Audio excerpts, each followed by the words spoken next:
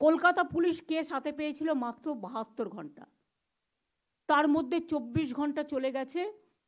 24 ঘন্টা কেন বলবো, হ্যাঁ 24 ঘন্টা তো বটেই চলে গেছে পোস্টমর্টেম এবং ক্রিমেশনের প্রসেস করতে।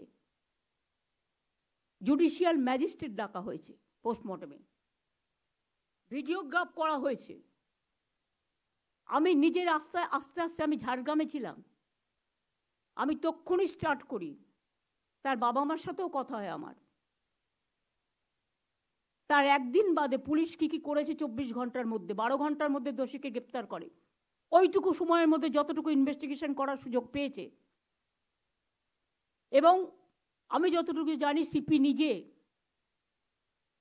যিনি ডিডির দায়িত্বে আছেন মুরলি, তাকে তার বাবা মার কাছে পাঠান এবং ভিডিওগ্রাফি সিসিটিভি ফুটেজ সব দেখান, যাতে তারা বুঝতে পারে তদন্ত কোন পর্যায়ে আছে। কারণ তদন্ত চলাকালীন সবটা বাইরে বলা যায় না।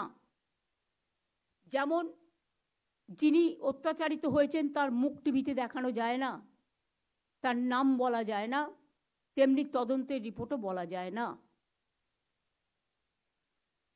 তার পরের দিন আমি তাদের বাড়িতে যাই। উনি মারা গেছে ও শুক্রবার, রবিবার সম্ভবত ওদের কাজ ছিল বা কিছু একটা, যেটুকু থাকে ক্রিয়াকর্ম বা কিছু একটা। আমি ইচ্ছা করে সেদিন ডিস্টার্ব করিনি পরিবারকে।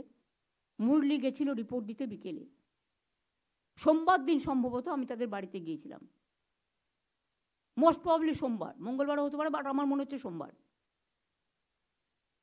সোমবার দিন গিয়ে আমি ডিটেলস তাদের জানাই বাবা মাকে, সাথে আমার সিপিকেও নিয়ে যাই এবং আমি তাদের কি কি অভিযোগ আছে সবটা সিপিকে রেকর্ড করতে বলি।